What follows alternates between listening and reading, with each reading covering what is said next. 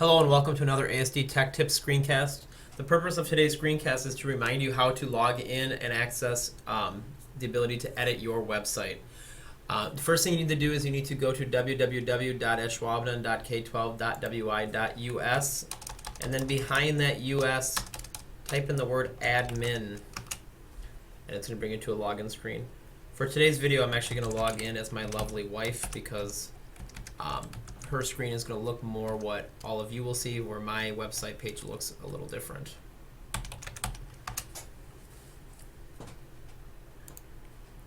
Okay, first thing you're going to notice is your left-hand toolbar here. As you log in, when I logged in there, I did last name underscore first name, and then my password was the last 4 digits of my social security number. That's the password, the same password you use when you do the for staff section. Okay. So now that we're in, you'll see some things on the left side. It'll say who you're logged in, so I'm logged in as Allison. You don't have to worry about the first link to back to 4 schools, but you will want to think about this edit my profile. If I click on edit my profile, this will have all my pertinent information, my name, my title. Please don't change the title because the way it's set up in the contact us section, it needs to stay that way. But make sure your phone is accurate. If any of this information isn't accurate, please fill out a school dude and Brad Taylor will fix that for you. Okay. However, one thing that we want to make sure you're doing, when we talked to the administrators, they all thought that when a parent accesses the website, they should be able to get some of the following information. They should A, know how to contact you, B, know when to contact you, and C, probably the best way to contact you. So what we did last year or the years before with training, we made sure that we could use this as the information tool for parents. Parents will already see all this, so they'll know who you are, your email, and your phone number. What I would do is down here in this profile paragraph space, I would make sure to just add a little welcome message.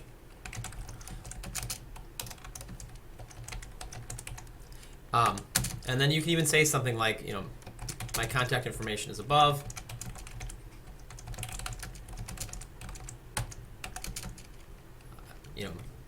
The easiest way to contact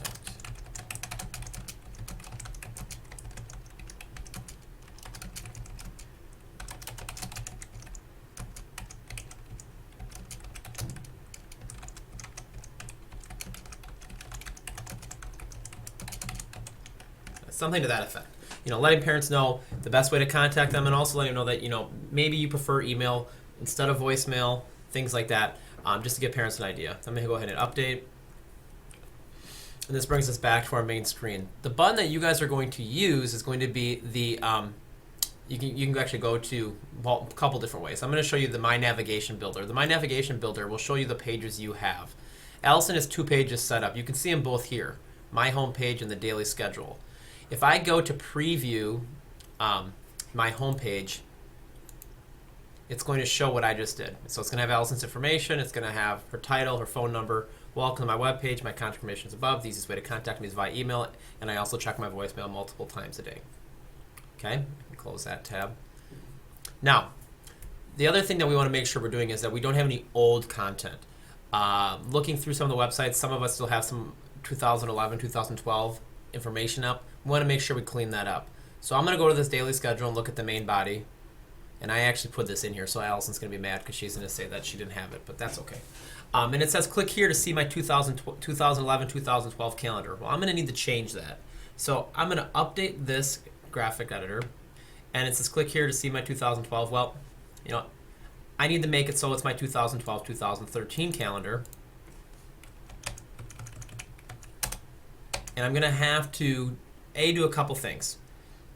I could do a couple things. I could either create a table and add my schedule underneath. So maybe I don't want it to be a link like this. But many of you already hand in or create a file that you submit to the secretaries with your schedule.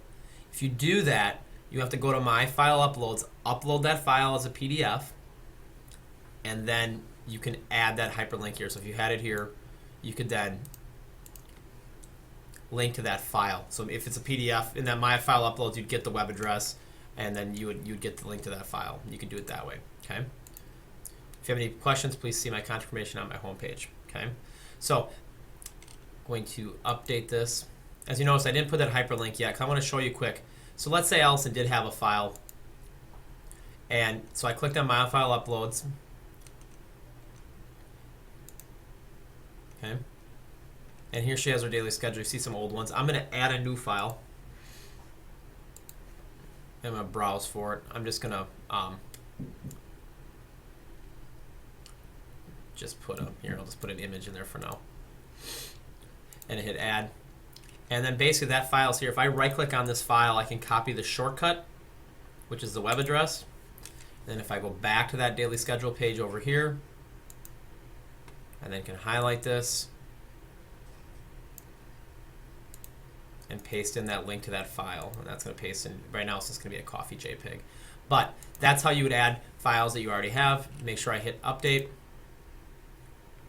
And now we're good to go. I'm now updated to my 2012-13. I've deleted all of my older information and so on. Again, the purpose of this screencast was not to teach you how to use this. It was just kind of remind you ways that you hopefully were already shown in previous staff developments.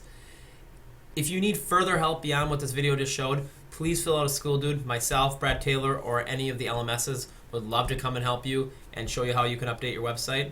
I guess, again, the biggest thing is just making sure parents know how, when, and the best way to contact you, but then also making sure we don't have any old content, because that's the worst when a parent goes onto a website and they see that there's a 2010 calendar or homework information from something that happened last May. So again, hopefully this will help you out with cleaning out your website as well as having the information that we need for parents.